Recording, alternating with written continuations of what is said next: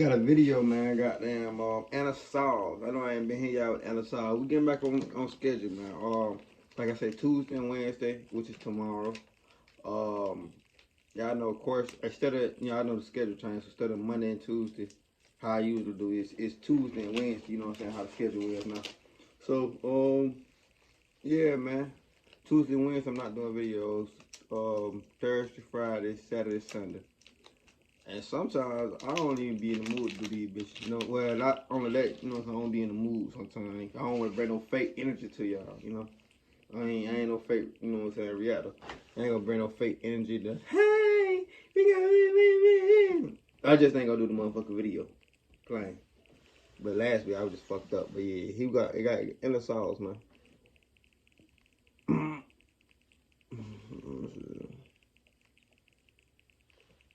That shit tripping.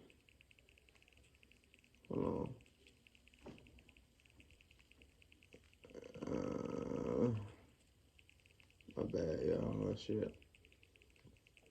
There was a very large, or very loud sort of thud sound, like a pounding or a thud, accompanied by a pretty loud scream. Other sound that I heard at that same time, or right after, was sort of an expulsion of air. Like the air was. I ain't read the couch.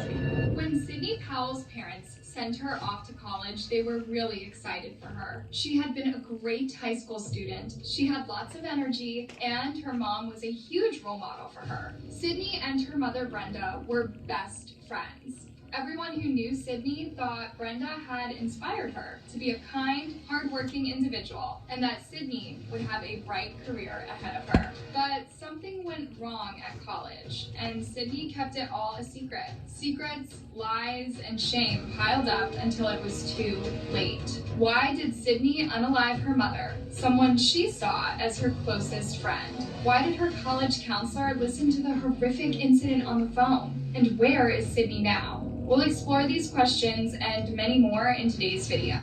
We want any of our viewers who are earning minimum wage to go and do this. It's very rare that the GOB lets people who need... On March 3rd, 2020, Stephen Powell rushed home from work. He had seen his daughter arrive at home on the tracking app the whole family had. He had to know why his daughter Sydney was home so early and why she wasn't at college in the first place. Stephen left his phone at work. He didn't want Sydney to see him coming home on the app and run away. It was about time they had a heart-to-heart talk about college. When Stephen surprised Sydney at home, she said that she was having some trouble at college, but she was still attending some classes. She said she was still going to some of her classes with her friend Lauren. Sydney was spiraling, so her dad was calm and reassuring. I said we'd go through, let's get through this semester, and if you needed to take the summer off or go to school, we would work through it. But Sydney was still upset. More than anything, she seemed upset with herself. I remember she said, you know, all her friends have their together and she doesn't, and I told her, no, that's not true. She didn't know what she wanted to do, it sounded like. Stephen saw his daughter lost and afraid for the first time, so he suggested they call Brenda, Sydney's mom. Brenda was at work at the Children's Hospital, but they were sure she could excuse herself for an hour to talk her daughter through a moment of crisis. Brenda treated children and teenagers suffering from cancer. She'd been doing so for 28 years, and she was prolific at it. Therefore, she was also exceptional at handling highly emotional situations and guiding people through tough times. So Stephen was right. She was the right person to talk to her daughter that day. After a brief call, Brenda agreed to come home for an hour or so and then head back to work. But Stephen had to get back to work by now, so he left before Brenda arrived home, and they kept in touch via text. At 12:41 p.m., Stephen sent his wife the last text message. What did you discuss with Sydney? Brenda had taken time off crucial work to head home and talk to her daughter out of a crisis. Even though Sydney had been lying to her for years, minutes later she would be dead. Brenda K. Powell was born in March 1969 and lived in Akron, Ohio since she was a teenager. After graduating from university, she started working as a child life specialist in the hematology oncology unit at Akron Children's Hospital. Meanwhile, she met a man named Stephen. The two got married and had 2 kids. Sydney, and Andrew.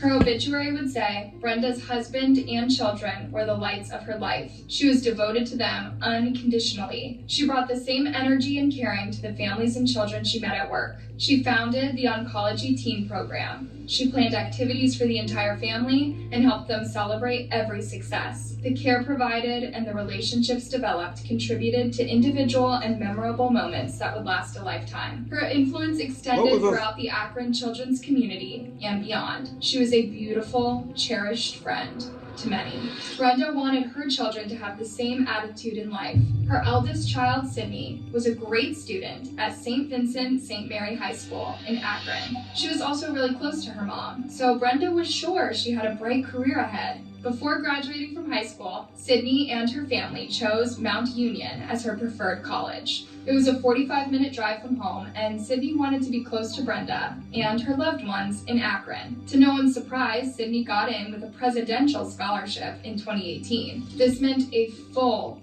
4-year scholarship covering tuition fees, on-campus room board, and other fees.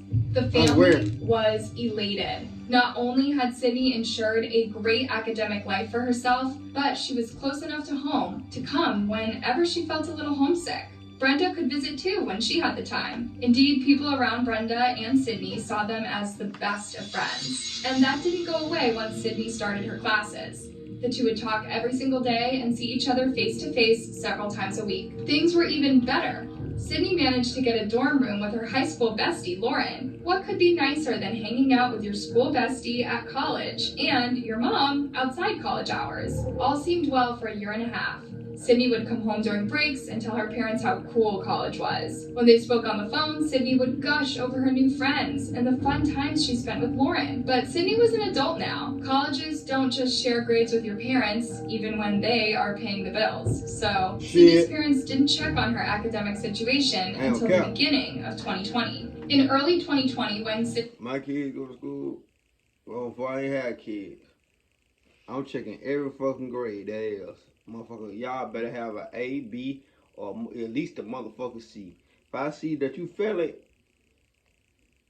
everything going away. You might well forget shit. You might well forget eating too, motherfucker. Hell, I ain't gonna say eating. I ain't gonna say eating. He was technically in the second semester of her second year. Nigga, you gonna eat noodles, nigga. Steven decided to log into the college portal. The one that's in the cup too. He was surprised to see he was locked out. Any information that something might be going on with Sydney in Mount Union? The only thing that I knew is when I tried to sign on to the like their whatever app that they have on the website, it kept kicking me out. Why were you trying to get into that portal? See, because the 529 plan didn't cover all the tuition for the year, so I had to make a personal. You're getting scammed, and you're honestly dumb if you haven't caught on to this, but you were supposed to get 6,000. Check.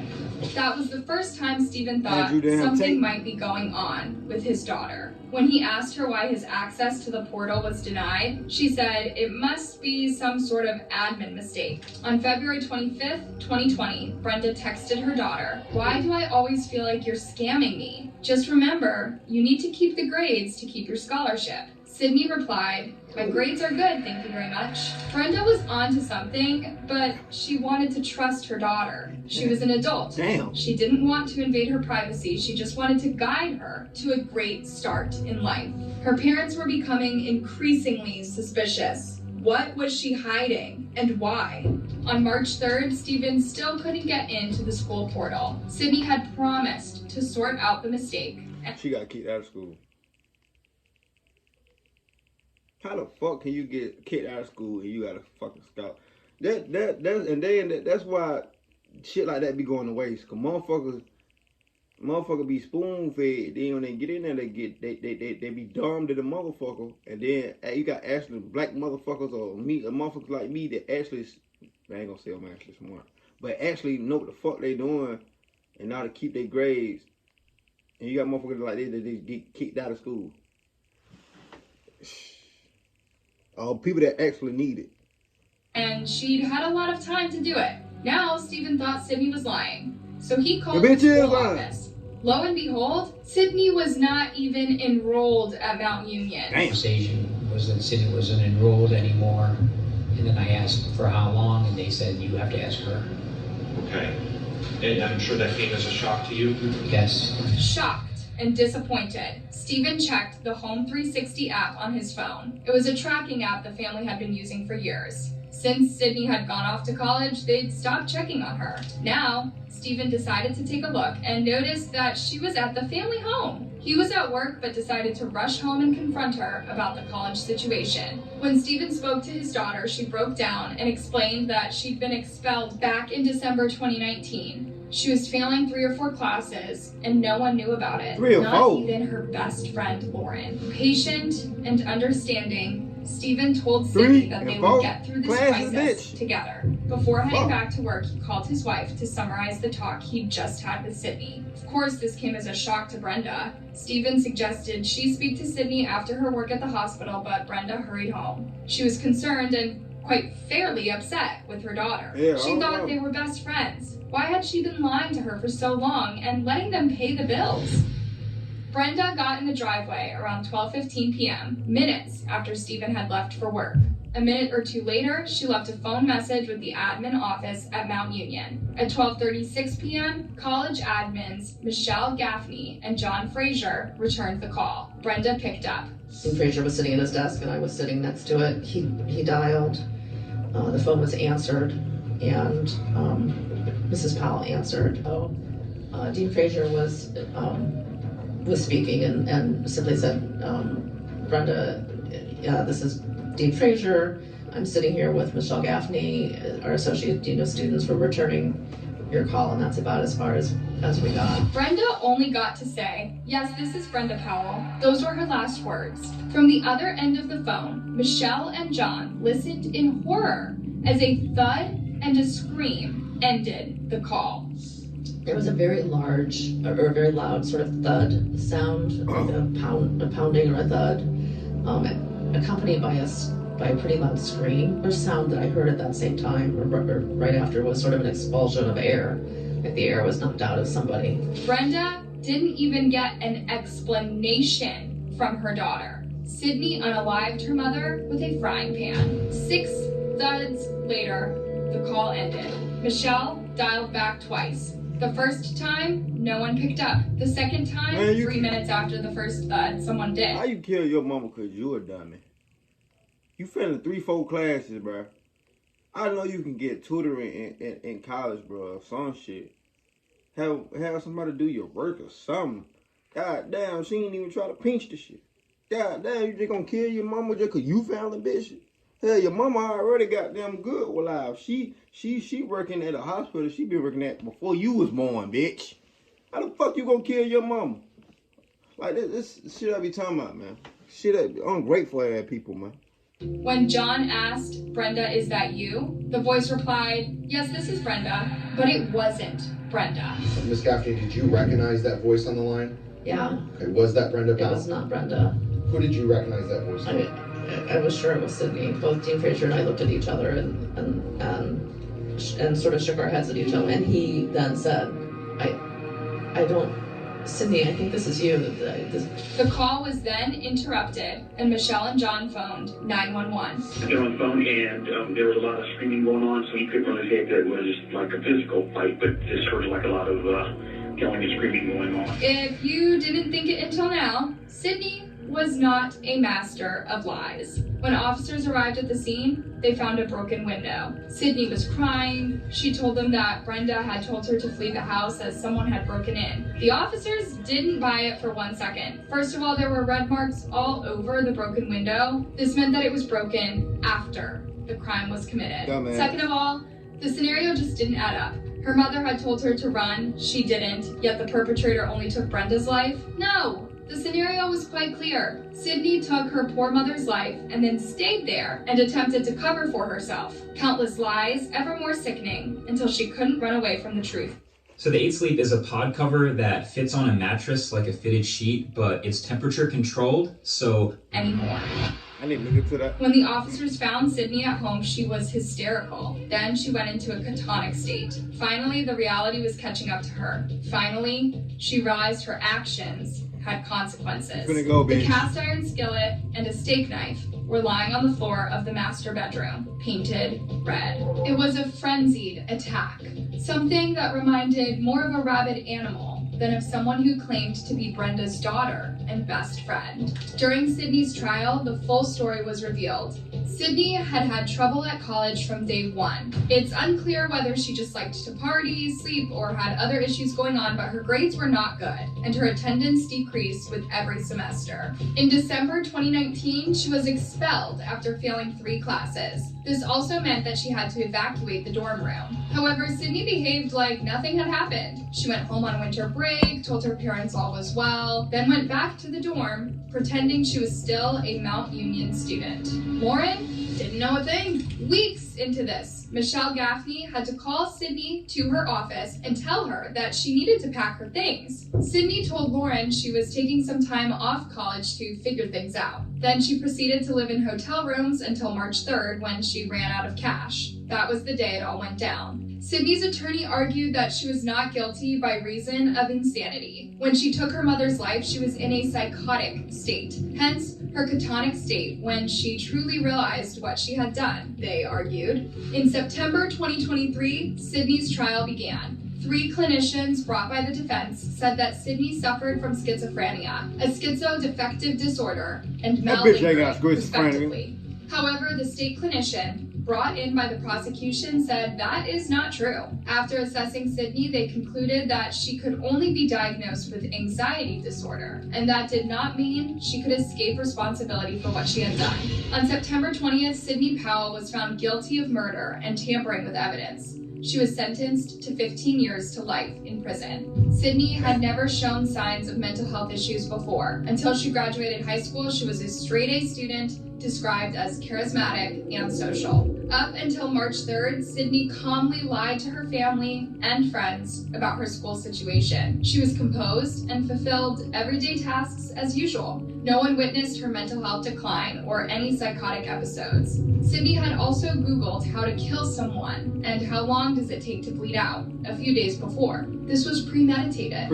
Out of all the moments Sydney could have had a psychotic episode and took her mom's life, she just so happened to do so when Brenda was on the phone with her former college. She also worked hard to deceive law enforcement and escape justice immediately after taking Brenda's life. None of these facts are consistent with a psychotic break. According to psychiatrist Dr. Todd Grande, Sydney was used to getting everything she wanted. When college life proved trickier, she gave in, but refused to accept the consequences. She wanted everyone to live her fantasy, refusing to share her failures with even her closest people. On March 3rd, her failures had caught up to her. She'd been kicked out of the dorm, run out of cash, and her father had discovered her lies. The amount of shame she experienced reached a boiling point, and she took her anger and frustration out on her mother. It's possible Sydney perceived Brenda as a source of pressure, the person who wanted her to succeed in life the most. While Sydney's tears during her sentence seemed real, who's to know if they are for her mother or for herself? It's truly heartbreaking to think that a kind, giving person like Brenda would find such a brutal end at the hands of someone she loved most. And it's just so scary to think that someone in your own home can harbor these thoughts and perfectly hide them for months. No matter how many years Sydney ends up spending in prison, it won't do justice to Brenda or to the... Yeah, nah, that's fucked up. You get mad at your mama because you a damn dummy. And you fell in 3-4 classes. You mad at your mama because you a dummy. If anything, anybody could have helped you. Your best friend, hell, she probably smarter than the motherfucker. You could have got her to help you on your tests and shit. Tutoring, I know y'all got money. Shit, you could have paid for tutors. Yeah, they say you smart in high school. Why the fuck? How the hell you dumb in the college? Yeah, they about the same shit, really. Anyway, man, this is crazy Anasol story. Another story on gratefulness. That being said, give your thoughts, like, subscribe, share my next video. Wrestling for to come on, bro, and yeah, it's Monday after Survivor Series, so you know it's gonna go down with CM Punk and Randy in one night. Ooh, again tonight it's gonna be turned. That being said, give your thoughts, like, subscribe, share my next video. Let's ride, nigga.